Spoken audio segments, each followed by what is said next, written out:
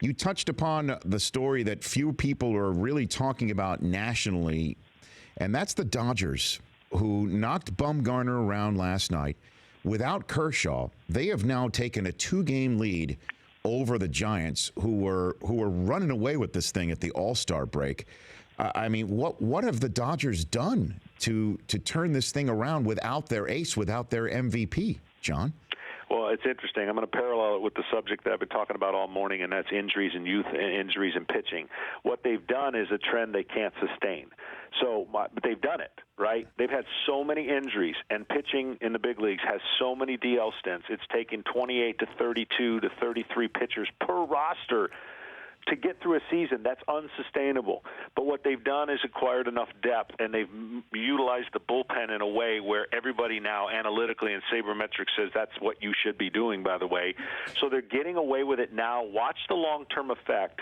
They've done a nice job balancing the appearances with the minor league option guys. That's another thing that baseball is going to have to deal with, the up and down, up and down, up and down. They have not had the stability of health. When their number one guy, Kershaw, goes down, everyone was said, well, that's it.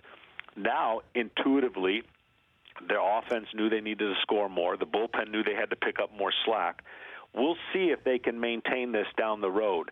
But I'm telling you, Rich, this is a problem at the big league level that has started at the lower level in youth sports that will not change and will hit a wall if we don't proactively go after what is causing most of this. We have so much evidence. We are not doing enough about it. And the youth sports are creating this imbalance of injuries with Tommy John surgeries way too early. And the big leagues, quite frankly, again, year-to-year sustainability, it is not possible. I said 4 years ago this was coming. We all focused on the Tommy Johns and starters, and we all saw that coming, but we never saw what's coming with the bullpen guys and the ways they're going down and the rate to which they aren't going to have a 5 to 10-year career. So the Dodgers, yes, they're doing it.